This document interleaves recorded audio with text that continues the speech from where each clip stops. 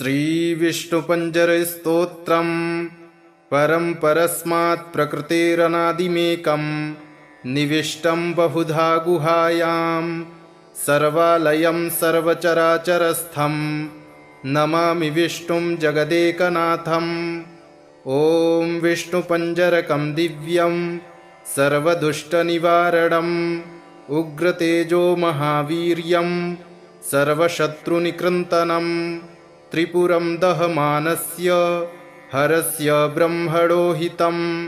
तदहं सम्प्रवक्ष्यामि आत्मरक्षाकरं नृणां। पादौ रक्षतु गोविन्दो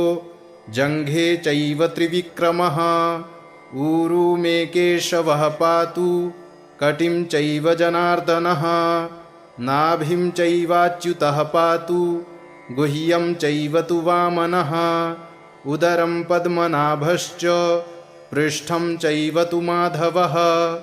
वामपार्श्वं तथा विष्णुर्दक्षिणं मधुसूदनः बाहू वै वासुदेवश्च हृदि दामोदरस्तथा कण्ठं रक्षतु वाराहः कृष्णश्च मुखमण्डलं माधवः कर्णमूले तु ऋषिकेशश्च नासिके नेत्रे नारायणो रक्षे ललाटं गरुडध्वजः कपोलौ केशवो रक्षेत् द्वैकुण्ठः सर्वतो दिशं श्रीवत्साङ्कश्च सर्वेषा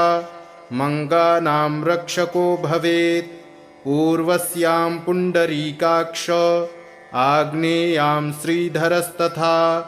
दक्षिणे नारसिंहश्च नैऋत्यां माधवोऽवतु पुरुषोत्तमो वारुण्यां वायव्यां च जनार्दनः गदाधरस्तु कौबेर्या मीशान्यां पातु केशवः आकाशे च गदा पातु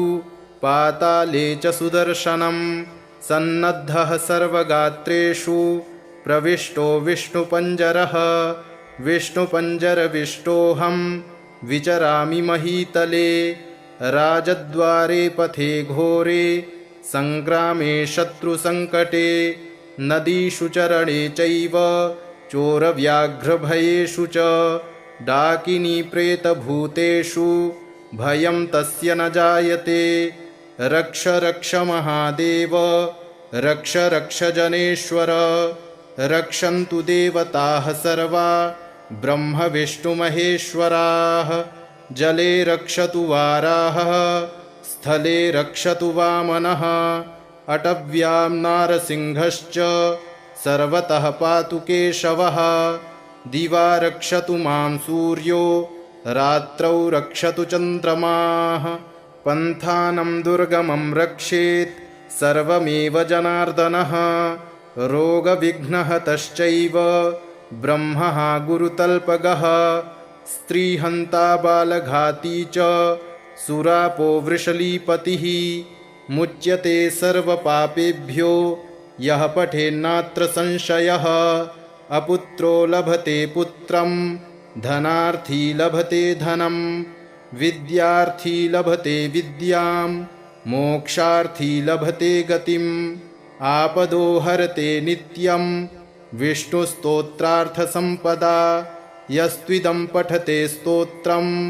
विष्णुपञ्जरमुत्तमं मुच्यते सर्वपापेभ्यो विष्णुलोकं स गच्छति गोसहस्रफलं तस्य वाजपेयशतस्य च अश्वमेधसहस्रस्य फलं प्राप्नोति मानवः सर्वकामं लभेदस्य पठनान्नात्र संशयः जले विष्णुः स्थले विष्णुर्विष्णुः पर्वतमस्तके ज्वालामालाकुले विष्णुः सर्वं विष्णुमयं जगत् परं परस्मात् प्रकृतेरनादिमेकं निविष्टं बहुधा गुहायां सर्वालयं सर्वचराचरस्थं नमामि विष्णुं जगदेकनाथम्।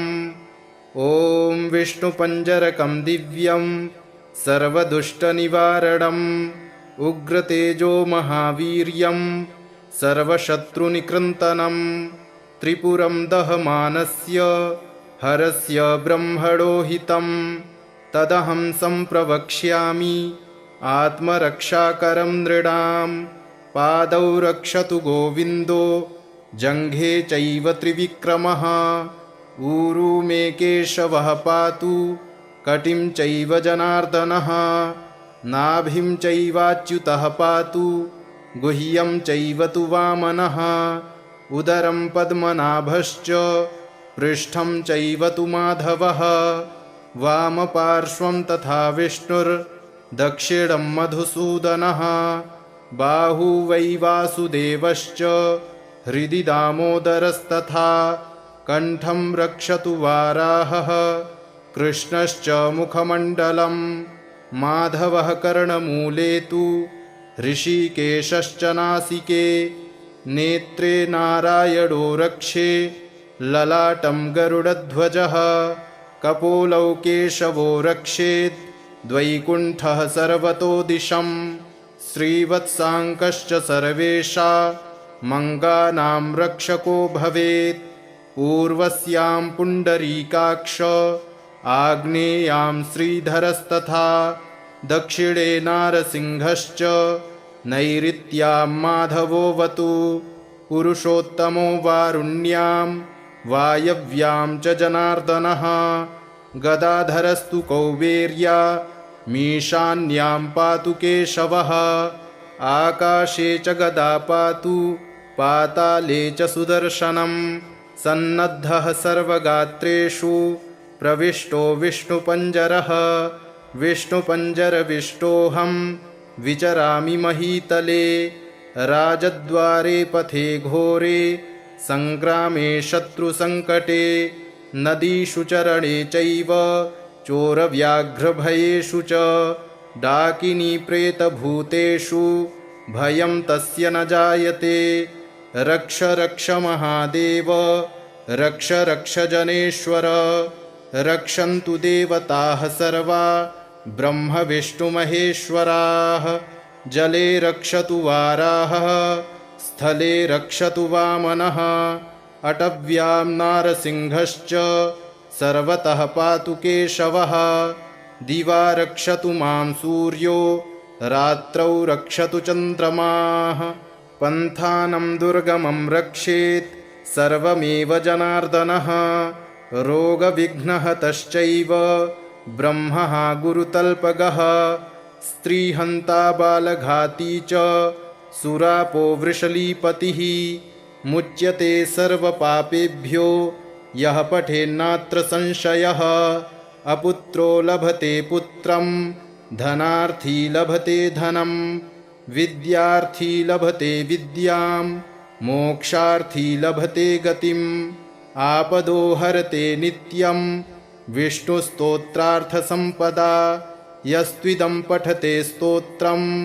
विष्णुपञ्जरमुत्तमं मुच्यते सर्वपापेभ्यो विष्णुलोकं स गच्छति गोसहस्रफलं तस्य वाजपेयशतस्य च अश्वमेधसहस्रस्य फलं प्राप्नोति मानवः सर्वकामं लभेदस्य पठनान्नात्र संशयः जले विष्णुः स्थले विष्णुर्विष्णुः पर्वतमस्तके ज्वालामालाकुले विष्णुः सर्वं विष्णुमयं जगत् परं परस्मात् प्रकृतेरनादिमेकं निविष्टं बहुधा गुहायां सर्वालयं सर्वचराचरस्थं नमामि विष्णुं जगदेकनाथम् ॐ विष्णुपञ्जरकं दिव्यं सर्वदुष्टनिवारणम् उग्रतेजो महावीर्यं सर्वशत्रुनिकृन्तनं त्रिपुरं दहमानस्य हरस्य ब्रह्मणो हितं तदहं सम्प्रवक्ष्यामि आत्मरक्षाकरं नृणां पादौ रक्षतु गोविन्दो जङ्घे चैव त्रिविक्रमः ऊरू मे केशवः पातु कटिं चैव जनार्दनः नाभिं चैवाच्युतः पातु गुह्यं चैव तु वामनः उदरं पद्मनाभश्च पृष्ठं चैव तु माधवः वामपार्श्वं तथा विष्णुर्दक्षिणं मधुसूदनः बाहू वै वासुदेवश्च हृदि दामोदरस्तथा कण्ठं रक्षतु वाराहः कृष्णश्च मुखमण्डलं माधवः कर्णमूले तु ऋषिकेशश्च नासिके नेत्रे नारायणो रक्षे ललाटं गरुडध्वजः कपोलौ केशवो रक्षेत् द्वैकुण्ठः सर्वतो दिशं श्रीवत्साङ्कश्च सर्वेषा मङ्गानां रक्षको भवेत् पूर्वस्यां पुण्डरीकाक्ष आग्नेयां श्रीधरस्तथा दक्षिणे नारसिंहश्च नैऋत्यां माधवोऽवतु पुरुषोत्तमो वारुण्यां वायव्यां च जनार्दनः गदाधरस्तु कौबेर्या मीशान्यां पातु केशवः आकाशे च गदा पातु पाताले च सुदर्शनं सन्नद्धः सर्वगात्रेषु प्रविष्टो विष्णुपञ्जरः विष्णुपञ्जरविष्टोऽहं विचरामि महीतले राजद्वारे पथे घोरे सङ्ग्रामे शत्रुसङ्कटे नदीषु चरणे चैव चोरव्याघ्रभयेषु च डाकिनी प्रेतभूतेषु भयं तस्य न जायते रक्ष रक्ष महादेव रक्ष रक्ष जनेश्वर रक्षन्तु देवताः सर्वा ब्रह्म विष्णुमहेश्वराः जले रक्षतु वाराहः स्थले रक्षतु वामनः अटव्यां नारसिंहश्च सर्वतः पातु केशवः दिवा रक्षतु मां सूर्यो रात्रौ रक्षतु चन्द्रमाः पन्थानं दुर्गमं रक्षेत् सर्वमेव जनार्दनः रोगविघ्नहतश्चैव ब्रह्मः गुरुतल्पगः स्त्रीहन्ता बालघाती च सुरापो वृषलीपतिः मुच्यते सर्वपापेभ्यो यः पठेन्नात्र संशयः अपुत्रो लभते पुत्रं धनार्थी लभते धनं विद्यार्थी लभते विद्यां मोक्षार्थी लभते गतिम् आपदो हरते नित्यं विष्णुस्तोत्रार्थसम्पदा यस्त्विदं पठते स्तोत्रं विष्णुपञ्जरमुत्तमं मुच्यते सर्वपापेभ्यो विष्णुलोकं स गच्छति गोसहस्रफलं तस्य वाजपेयशतस्य च अश्वमेधसहस्रस्य फलं प्राप्नोति मानवः सर्वकामं लभेदस्य पठनान्नात्र संशयः जले विष्णुः स्थले विष्णुर्विष्णुः पर्वतमस्तके ज्वालामालाकुले विष्णुः सर्वं विष्णुमयं जगत् इति श्रीब्रह्माण्डपुराणे इन्द्रनारदसंवादे श्रीविष्णुपञ्जरस्तोत्रं सम्पूर्णम्।